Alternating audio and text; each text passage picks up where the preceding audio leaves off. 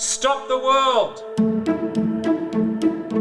Welcome to Stop the World. I'm David Rowe. And I'm Olivia Nelson. Today we've got an interview with Emmanuel Bautista, a retired Philippines general who served as Chief of Staff of the Armed Forces in 2013 and 2014, and who spoke at ASPI's recent Defence Conference on Preparedness and Resilience. General Bautista gives his frank views on the Philippines' efforts to stand firm against China's assertiveness in the South China Sea, the opportunities for deeper defence cooperation between the Philippines and Australia, and the merits of an Asian security pact which some influential strategists have proposed. He also talks about the Philippines' own military evolution and the enormous importance of rules to encourage stability in the Indo-Pacific. General Bautista is softly spoken, but I'm sure you'll agree his words pack a punch. Let's hear from him now.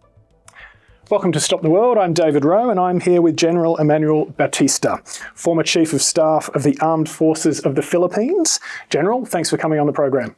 Thank you for inviting me. It's a pleasure to be here. So you're in Canberra for ASPI's 2025 Defence Conference, Preparedness and Resilience. Yes. We're very pleased to have you on the podcast while you're here. Perhaps you can just set the scene for us by telling us what preparedness and resilience means for the Philippines and for its armed forces. You know, preparedness and resilience, it's just taken a lot more prominence and, in fact, more urgency this time, given the situation that we face, especially us, the Philippines, in the West Philippine Sea. We have a threat from China, who constantly does aggressive actions against our sovereignty and sovereign rights, and we need to be prepared and resilient as a nation to face all of those. Now, what does it take for us to be prepared and resilient? Two things I can think of.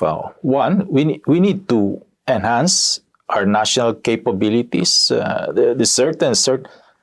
Certainly, the future is uncertain, and so we need to be prepared for that. We don't know when China or what China will do. And while we have allies, we're not even sure if alliances can be dependent upon. At the end of the day, it's on us. We need to be prepared and resilient. How do we do that? I talked about the instruments of national power. Of the diplomatic, political, legal, information, economic, military. First, diplomatically, we need to improve our relations. We need to reach out to the international community so we can leverage upon the international community to bear upon China's adherence to the rule of law, to international law. Politically, we need to achieve national cohesiveness. We need the entire nation committed to this. Legally, we need to further advance our legal position. While we won at The Hague, we need to sustain that and to ensure that that is effected, that is implemented. Now, information, we need to advance the Philippine narrative, not just domestically, but also internationally, to get the support of the international community.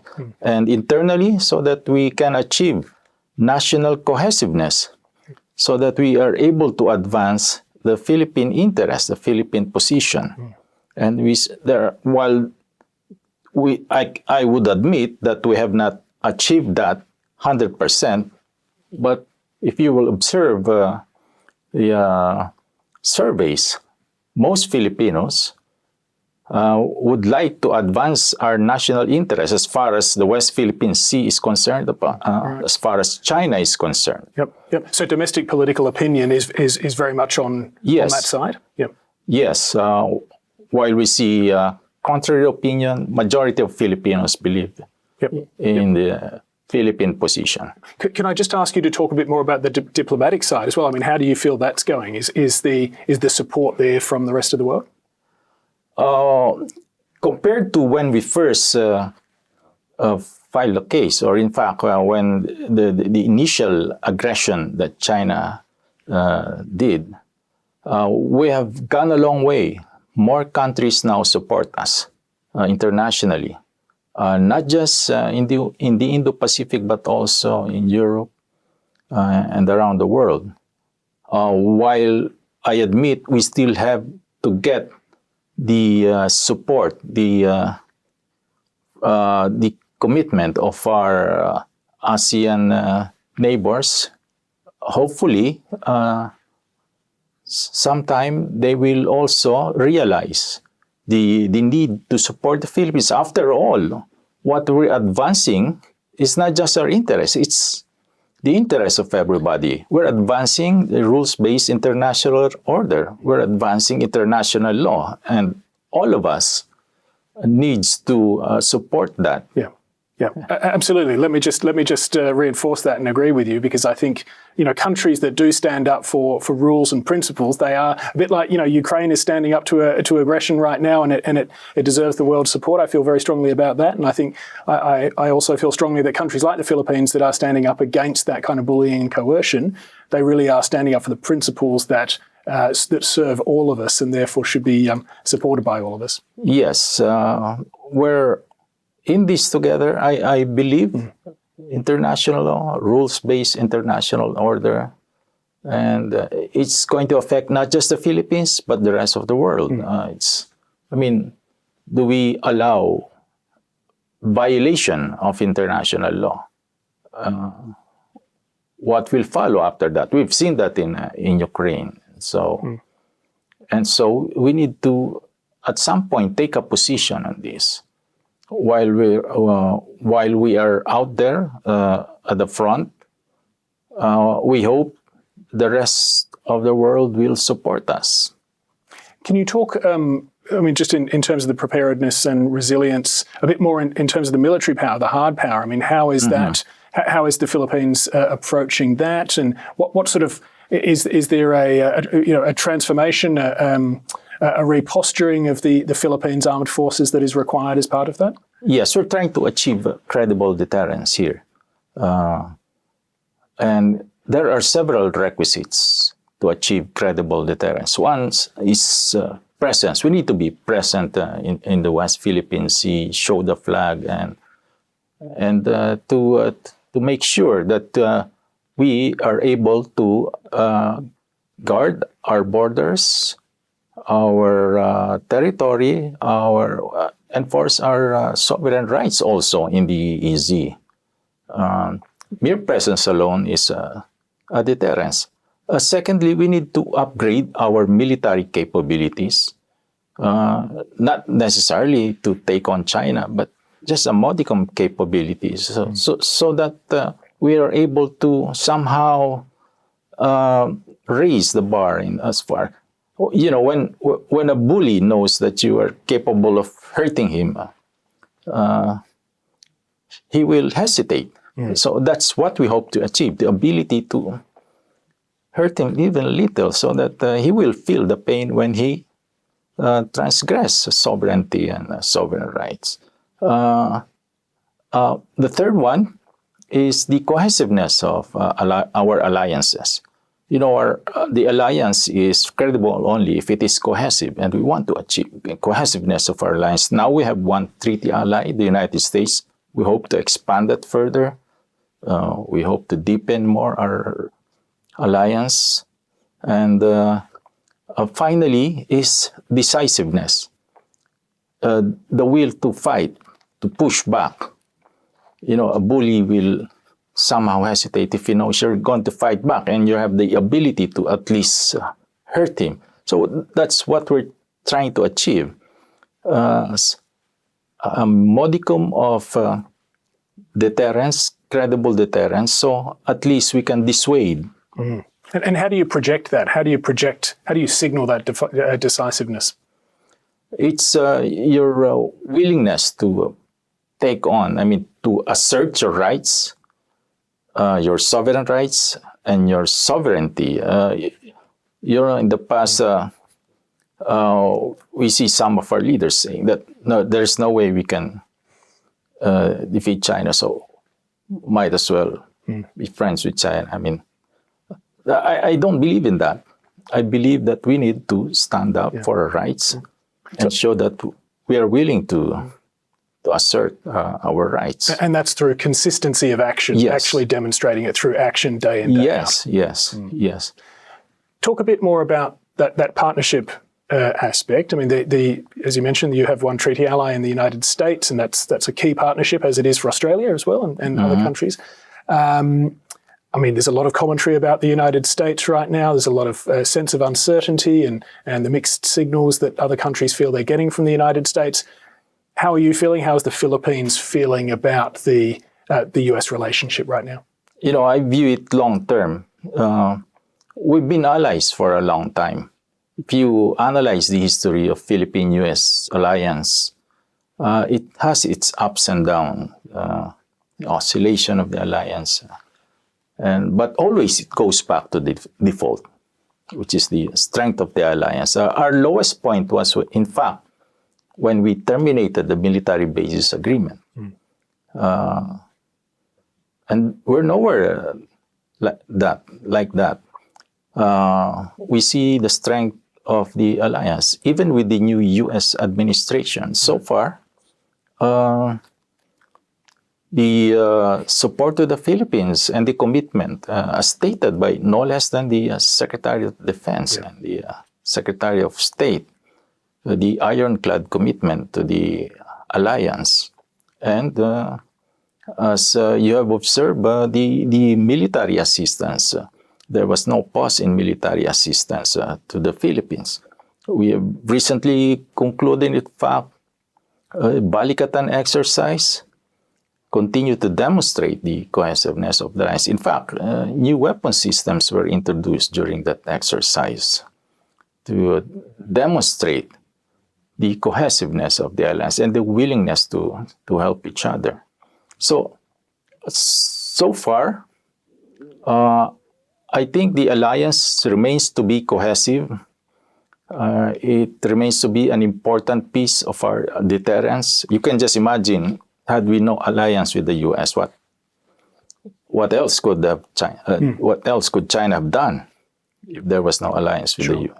Sure. Yeah. And I must say, Secretary Hegseth's speech at Shangri-La, the section on the Indo-Pacific, which was actually the bulk of it, once there was some other remarks early on, but I mean the essence of that speech about the Indo-Pacific was actually very strong. It was a very strong statement of commitment to partnerships in the Indo-Pacific and to allies. And obviously, there are they brought up increased defence investment and spending from allies, which is not surprising. But overall, I don't know if you got a chance to hear the speech or to read it, but it was actually very strong. Yeah, it was a very very strong speech. All right, let's talk. Well, actually, before we get on to Australia, I am just interested in your view of a broader network of Asian partnerships or even security treaty allies. Eli Ratner, former senior defense official in the Biden administration, wrote a piece about a week ago in Foreign Affairs magazine calling for an Asian security pact. He mentioned the current Squad countries, the Australia, Japan, the Philippines, United States, as the obvious starting point for that broader pact, with potentially other countries joining down the track. What did you make of that, and how do you think it will be received in the Philippines? Personally, I agree with that multilateral alliance. Now we have bilateral alliances. Countries you mentioned, we all have bilateral alliances with the U.S. The Squad you mentioned, we're training together.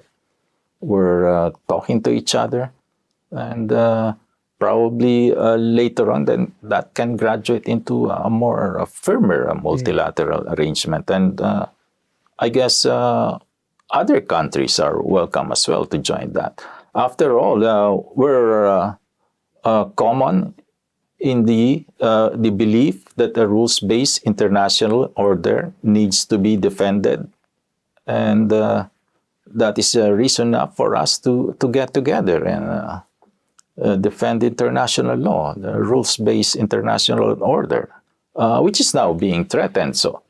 And the presence of that threat alone perhaps is motivation for us to get together and have a more firmer commitment to defending against that. Yeah, I imagine that the those firmer relationships, multilateral relationships, will come together over time with increasing cooperation between different countries. Do you feel as if that increasing cooperation is progressing at a satisfactory pace at the moment? I believe so. In fact, if you observe the last Balikatan exercise, we saw the presence of all these countries that you mentioned. We hope we get more comfortable with each other. We are able to have we have mutual interest to begin with. We have common concerns, and in fact shared values, and so that all of that binds us together. Yep. So, and we hope as we are able to get together more often, we are able to realize the need to come up with a more firmer commitment to each other. What about bilaterally between the Philippines and Australia now? How do you assess the strength of the relationship at the moment? Are there things you'd like to see more of? And what do you think that the two countries can do more of together in the near term? Yeah, we've been strategic partners for a while already. And we have so far with Australia the status of visiting forces agreement, and we're able to train together. We have defense cooperations in many areas. But again, going back to the treaty alliance that we mentioned earlier, perhaps in the future we can have a more firmer relationship, not necessarily bilateral only, but as you said, multilaterally. That can be something we can look forward to. But having said that, we have been talking about military relationship. But in fact, military is not even sustainable if our economy is not strong enough. And so we need to also perhaps delve into that. It's not enough that we have a military-to-military relationship, but we also have to expand to the economic realm, and maybe all other areas that we need to examine. We mentioned about information, maybe getting together to have a common narrative. China employs not just military; it employs information, also economic, social, political, all instruments of national power. In fact, when we talk about classic Chinese strategic thinking, Sun Tzu, Mao Zedong, and now what we call hybrid warfare, unrestricted warfare, gray zone, employing all means other than military. So we need to cooperate in that broad spectrum if we are to face the threat that is obtaining right now. That's a really fantastic point. I mean, the economic security. I mean, obviously we can trade. Trade is good thing between our two countries. But also economic security. How do we actually work together to make sure that we can't be sort of coerced or put under pressure by other actors, notably China? Very important point. I suppose I'd welcome any thoughts you have on how we might develop those sorts of ideas. But in the information space as well, what sort of impact do you see in the Philippines at the moment from those Chinese narratives? I mean, do you see them sort of interfering in Philippines politics on a regular basis? To talk us through that. Yes, you will observe China's influence operation on a daily basis. Not just information, but also trying to influence our people, different sectors of society to advance the Chinese narrative, Chinese interest. And some of us don't realize that, but we need to fight back. I've been saying that even as we speak, China's waging war against us, in the information realm at least, in the battle of narratives, in keeping with classic Chinese strategic thinking of employing all means. But are we fighting back enough as allies? Are we coordinating as allies to address all of those influence operations, the disinformation going on, cyber? We're so focused on military. That's what I've been saying. But we need to also examine all of this. And I guess that's the way forward for us, as you are asking what else we can do. So perhaps not just military cooperation, more cooperation in those areas. As you mentioned, a lot of things we can do economically. Yeah, not to mention defense industries. Yes, yeah, yeah. What's the common narrative that you see that we should be promoting, Australia and the Philippines? Common narrative as far as... the narrative, the information narrative, I suppose. Yes, I mean, yes. it's about promoting a rules-based order. Rules-based order, international law. You know, adherence to UNCLOS, adherence to the arbitration decision, which China is in fact ignoring. Claiming, for instance, the entire South China Sea on historical basis, on different basis. But we have to assert the narrative of international law, of UNCLOS, of the arbitral award, and that each country has the right to assert its own sovereignty and sovereign rights without being bullied. I mean, getting your way through force, that's not an acceptable norm in international relations. And we need to stand up collectively, as in fact, not just as allies, as a community of nations.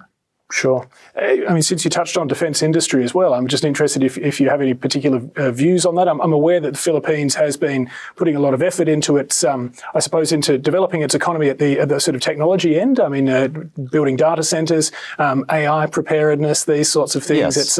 It's big on the Philippines agenda right now, which is fantastic. I mean, do you see opportunities for sort of defence industry and technology cooperation? Yes, a lot of areas we can do. As you mentioned, technology cooperation, and also